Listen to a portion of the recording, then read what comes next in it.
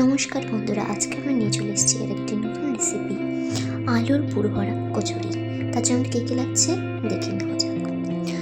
ডুমো করে রাখা আলু, ধনেপাতা কুচি, আদা কুচি, রসুন কুচি, পেঁয়াজ কুচি এবং লাল লঙ্কা কুচি। কচুরির জন্য এবার ময়দাটা মেখে নেব।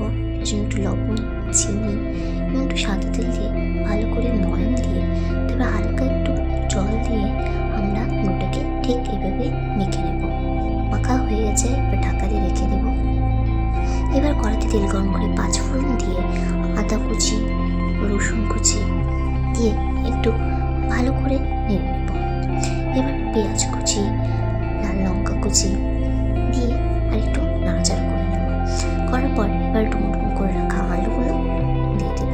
তারপরে হলুদ, ধনে গুঁড়ো, পরিমাণ মতো জিরে গুঁড়ো দিয়ে দেব।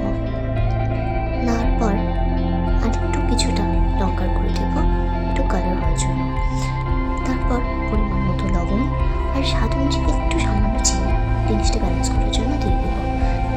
এবার ভালো করে নাড়াচাড়া করে সেদ্ধ হওয়ার জন্য কিছুটা পরিমাণ জল দিয়ে ঢাকা দিয়ে দেবো। এবার ঢাকা খুলে আর একটু কিছুক্ষণ নেড়ে নেব যে সেদ্ধ হয়ে গেছে। এবার নাড়াচাড়া করার পর এবার আমরা দিয়ে দেবো এখানে একটু গরম মশলা। তারপর হালকা একটু কিছুক্ষণ নাড়াচাড়া করে ধনে পাতা দিয়ে এটাকে বেশ একটু ভালো করে শুকনো করে একটু ভেজে নামিয়ে নেব। কচুরির জন্য আলুর পুর তৈরি, সেটাকে নামিয়ে ঠান্ডা করতে দিয়ে দিয়েছি। এবারে আমরা ঠিক এভাবে লিচিটা কেটে নিয়ে প্রথমে একটু ময়দা দিয়ে কিছুটা বেলে নেব।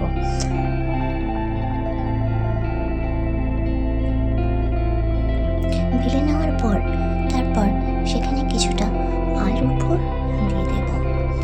দেওয়ার পর সেটার মুখটা ভালো করে বন্ধ করে আবার সেটাকে ভালো করে গোল করে নেব।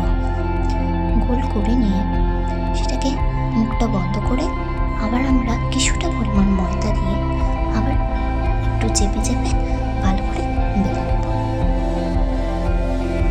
নিচে বেলা হয়ে গেছে। এবার আমি এটাতে একটা পাত্রে রেখে দিলাম।